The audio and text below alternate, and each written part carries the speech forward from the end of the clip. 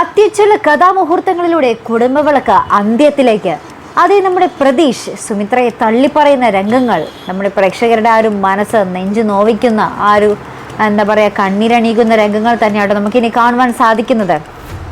പ്രതീഷിനെ കാണാൻ നമ്മുടെ സുമിത്ര ജയിലിൽ വരുമ്പോൾ പ്രതീഷ് അനുവദിക്കുന്നില്ല. എനിക്ക് അമ്മയെയും അനിരുദ്ധിനെയും കാണണ്ടെന്നിങ്ങനെ തറപ്പിച്ച് പറയുന്നുണ്ട്. അപ്പോൾ ഇത് കേട്ട് നമ്മുടെ സുമിത്ര മനന്നൊന്ത് മോനെ എന്നൊക്കെ പറഞ്ഞ് വിളിച്ച് അലറി കരയുന്നുണ്ട്. പക്ഷേ നോ രക്ഷ, പ്രതീഷ് അടുക്കുന്നതേയില്ല. നമ്മുടെ സുമിത്ര പിന്നെ ശേഷം പുറത്തോട്ട് ഇറങ്ങുമ്പോഴാണ് രഞ്ജിതയെ കാണുന്നതും. ഇതെല്ലാം രഞ്ജിതയുടെ കളികളാണെന്ന് സുമിത്ര മനസ്സിലാക്കുകയും ചെയ്യുന്നുണ്ട്. അപ്പം നമ്മുടെ സുമിത്ര പറയുന്നുണ്ട്, നീ എത്ര ശ്രമിച്ചാലും അവൻ എന്താ പറയുക, അവൻ എൻ്റെ കണ്ണൊന്ന് നിറഞ്ഞ് അവൻ കണ്ടാൽ മതി, അപ്പോഴത്തേക്കും അവൻ്റെ മനസ്സലിയോടി നീ നോക്കിക്കോ എന്ന് പറഞ്ഞ് നമ്മുടെ സുമിത്ര നമ്മുടെ രഞ്ജിതയുടെ മുമ്പിലും പതറാതെ തോൽക്കാതെ രഞ്ജിതയ്ക്കും ഒരു വെല്ലുവിളിയുമായിട്ടാണ് അവിടെ നിന്ന് തിരിച്ചു പോകുന്നത്.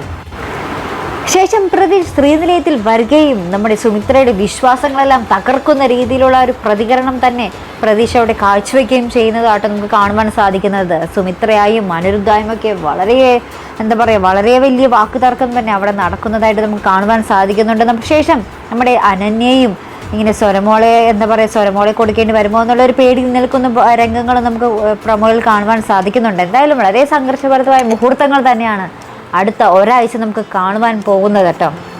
എന്തായാലും കുടുംബവിളക്കിൻ്റെ ക്ലൈമാക്സ് എങ്ങനെയായിരിക്കും എന്നാണ് പ്രേക്ഷകർ ഇപ്പോൾ ചർച്ച ചെയ്യുന്നത്. ഇതൊക്കെയെല്ലാം ശരിയാകണമെങ്കിൽ നമ്മുടെ സുമിത്ര പറഞ്ഞ പോലെ രോഹിത് തന്നെ വരേണ്ടി വരും, നല്ല പ്രേക്ഷകരെ. അപ്പോൾ രോഹിത്തിൻ്റെ ആ ഒരു വരവ് രോഹിത് വരികയും ഇതെല്ലാം പ്രശ്നങ്ങളൊക്കെ സോൾവായി വീണ്ടും ആ ഒരു പഴയ സന്തോഷത്തിലേക്ക് നമ്മുടെ സുമിത്ര കടക്കുകയും ചെയ്യുന്ന രംഗങ്ങളും ആകട്ടെ നമ്മുടെ കുടുംബവിളക്കിൻ്റെ അന്ത്യത്തിൽ നമുക്ക് കാണുവാൻ സാധിക്കുന്നത്. അല്ലേ പ്രേക്ഷകർ, നിങ്ങൾക്ക് എന്താണ് ആഗ്രഹം? നിങ്ങളും മറക്കാതെ ഇത് കമൻറ്റ് ചെയ്യുക. അപ്പോൾ ഇതുപോലുള്ള പ്രൊമോ റിവ്യൂസിനും എപ്പിസോഡ് റിവ്യൂസിനും ഒക്കെ നിങ്ങൾ മറക്കാതെ ചാനൽ സബ്സ്ക്രൈബ് ചെയ്യുക. അടുത്തൊരു വീഡിയോ വരുന്നത് വരയ്ക്കും ഗുഡ് ബൈ.